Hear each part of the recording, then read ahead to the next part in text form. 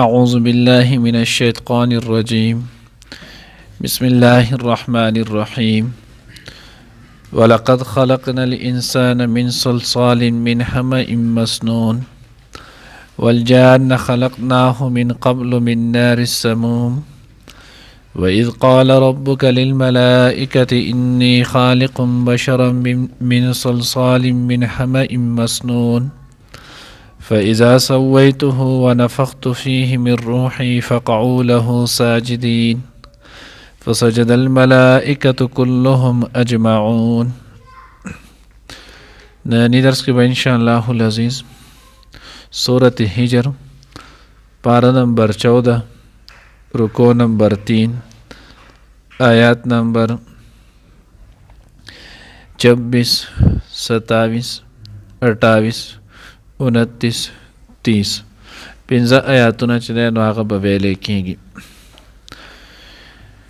الله جل جلاله خپل بندگان په مختلف طریقې سره چې دی نو هغه پوهه کول غواړي او دا خپل قدرت چې دی نو هغه ورته ښیي چې الله رب العزت قادر مطلق ذات دی. نو دې نه مخکې الله پاک د ځمکې د اسمان تذکره وکړه، بیا یې د غرونو تذکره یې وکړه، بیا د هغې سره د انسان دپاره د معاش چې کومې اوبه یې د هغې تذکره یې کړه، بیا چې په کوم شیزونو سره د انسان ژوند تېرېږي دغه ټول هر څه چې دی نو هغه یې ذکر کړل ورته. اوس دې آیات کې الله جل جلاله د رکوع کې اوس د انسان او د پیریانو د هغوی د تخلیق چې دی نو هغه ذکر کوي. نو وی لقد خلقنا الانسان من صلصال، الله رب العزت پیدا کړی د انسان. تمام مفسرین فرمایي چې د انسان نه مراد حضرت آدم علیه السلام دی. نو آدم ډایرک ونه وی انسان یې ووی، نو وی ځکه انسان دا د نسیان نه دی، یېر نه. او آدم علیه السلام چې هم شروع کې کم لوس کړو جو هغه لوس دی نو هغه د یېر شو، نو ځکه چې نو هغه څه انسان چې نو هغه ووی.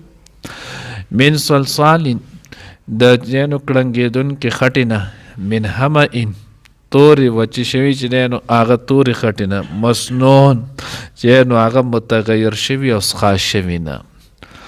مخکې صورت دی نو هغه صورت بقره کې موږ ویلو کله چې الله جل جلاله وفرمیل اذ قال ربک للملائکة انی جاعل فی الارض خلیفه، نو هغه ځکه موږ وضاحت سره چې نو هغه ویلو چې آدم علیه السلام الله رب العزت کله پیدا کولو نو د ټول ځمکې نه چې نو هغې خاوره راواغستله او بیا یې دغه خاوره چې نو هغه دا خمبیره کړله، ګاډۍ یې کړله، بیا دغې باندې چې نو هغه اوبه وورېدلې، اسمان نه پې الله پاک باران وکړلو.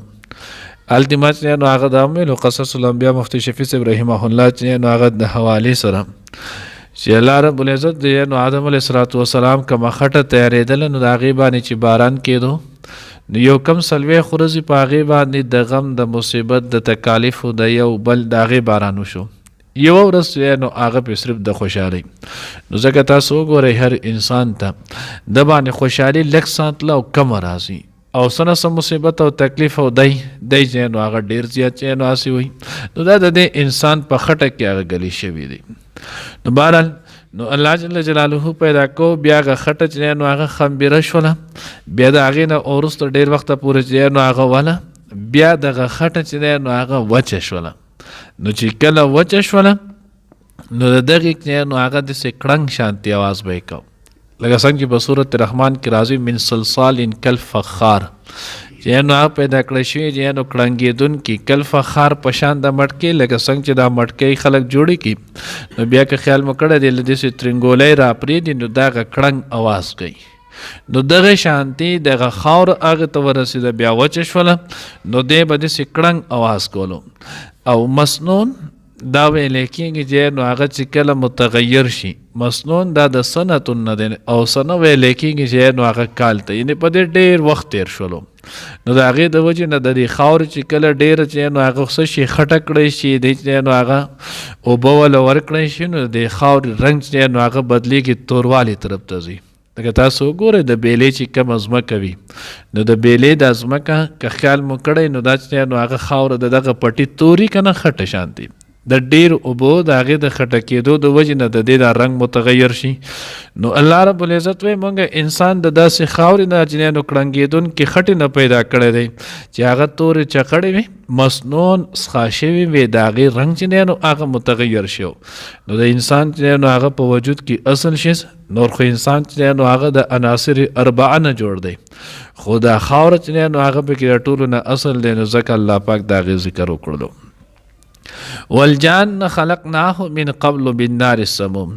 ولاوی والجان پیریان خلقناه مونږ نو هغه پیدا کړی دي من قبل د دې نه وړاندې د یعنی د آدم علیه السلام نه مخکې من نار السموم د اور ګرم نه. اوس نو الله رب العزت پیریان نو دای کله پیدا کړی دي؟ تفسیر نو ذخیرة الجنان والا لیکلی وی 2000 کاله مخکې آدم علیه السلام د پیریانو د هغوی د پیدایش نه 2000 کاله وروسته الله پاک پیدا کړی.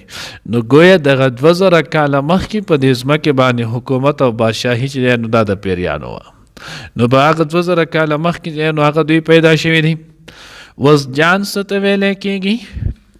یو قول راجع قول د جمهور چې نو هغه دا دی چې جان دا هم پیری شیطان ته ویلی کېږي او دینه مراد چې نو هغه ابلیس دی. لکه څنګه چې آدم علیه السلام ابو البشر دی نو دغه شانت شیطان ابلیس دا چې نو هغه ابو الجان دی. د پیریانو چې نو هغه د دې ټولو جناتو د دوی چې نو هغه پلار دی. یو قول چې نو هغه خازن کې دا هم ذکر کړی دی، هغه چې دا جان د پیریانو پلار دی او ابلیس د شیطانانو چې نو هغه پلار دی.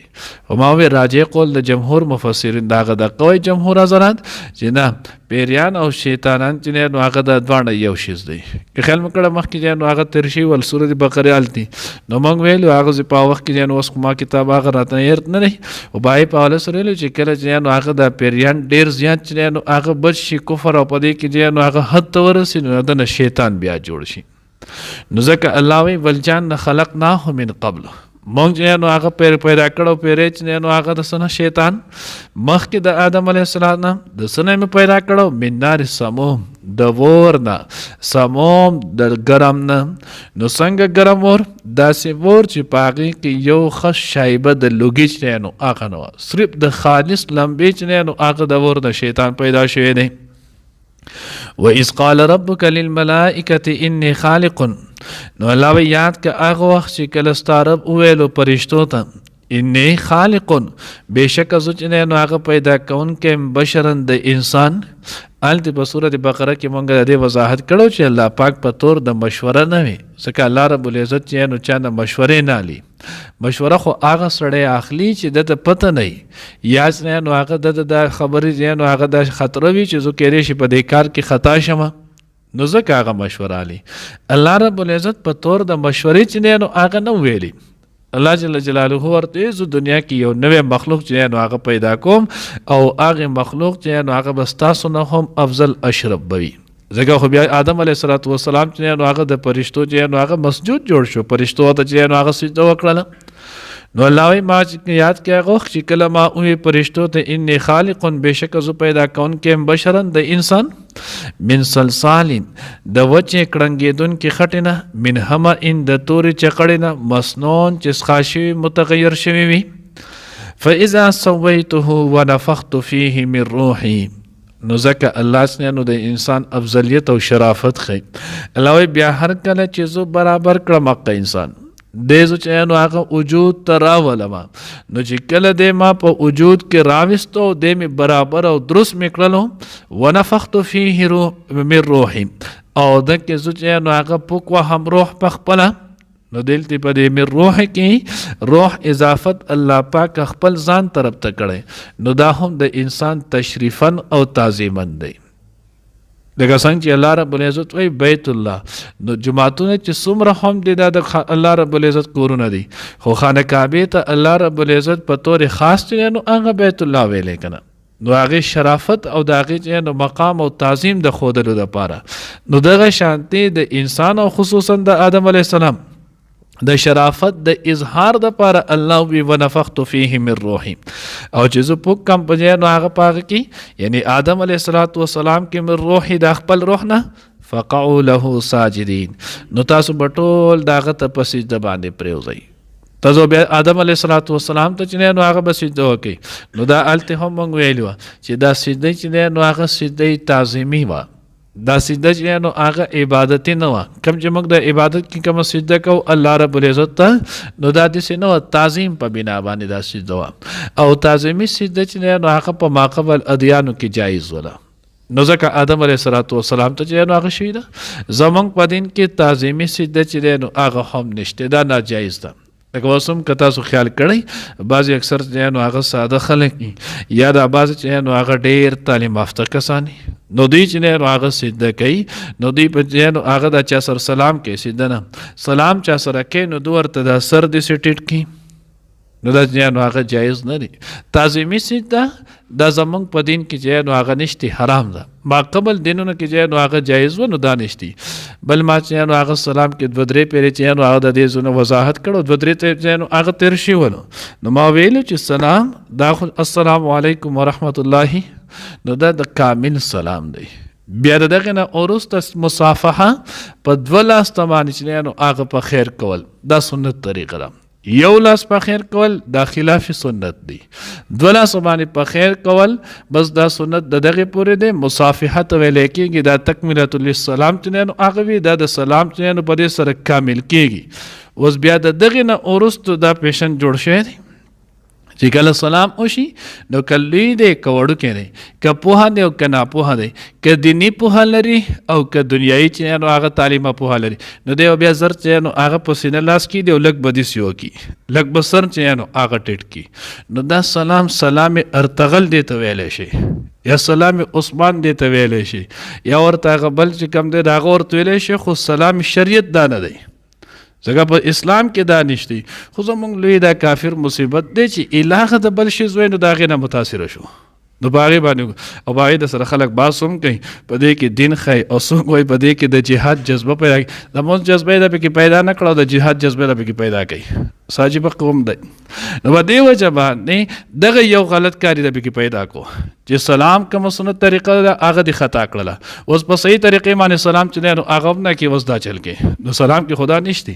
یو روایت کې هم څوک چې دی نو هغه داسې نشي پیدا کولی چې په هغې کې دا ووایي چې او سلام نه وروسته په سینه باندې لاس ښودل او سر جوکا وهل چې دی نو هغه دی. نو دی وجه نه فالله رب العزت وی فقعوا له ساجدین. بیا آدم علیه السلام ته چې نو هغه تاسو سجده وکړئ. فسجد الملائکة كلهم. فرشتې د الله رب العزت داسې مخلوق دی، الله په خپله د هغوی په حق کې وی لا یعصون الله ما امرهم. الله چې ورته کم حکم کوي د هغه بلکل په ځای راوړي، په هغې کې یو خس چوچرا چې دی نو هغه نه کوي. نو چې څنګه فرشتو ته ووی فسجد الملائکة، الله وی فرشتو چې نو هغه سجده وکړه. نو ګوره څومره فرشتو به کړي، نو الله وی کلهم ټول په ټوله څومره چې هم فرشتې وې نو په هغې ټولو فرشتو آدم علیه السلام ته سجده وکړه. یوې فرشتې پکې هم انکار ونه کولو، ځان له به یې کړی، په یو ټایم او بل ټایم به یې کړي. الله وی نه اجمعون، او دې ټولو په یو ځای باندې آدم علیه السلام ته سجده وکړه. الله رب العزت دې موږ ته صحیح پوهه نصیب کړي.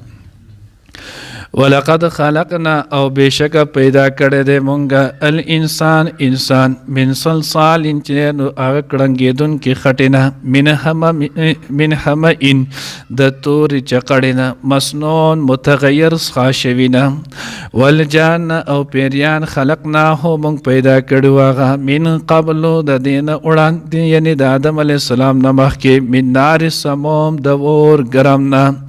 وَإِذْ قَالَ رَبُّكَ او یاد که هر کله چې اویل ستا رب للملائکة فرشتو ته انی خالق بشک زو پیدا کونکیم بشرن د انسان من صلصال چې نو هغه کړنګېدونکي خټې نه من حمئ مسنون د تورې چقړې څخه شوي نه. فاذا سویته بیا هر کله چې زه دې برابر کړم ونفخت فیه او پکړم په ده کې من روحي د خپل روح نه فقعوا له نو تاسو به پریوځئ هغه ته ساجدین سجده کوونکي. فسجد الملائکة نو پس سجده وکړله فرشتو کلهم ټولو اجمعون په یو ځای په جمع.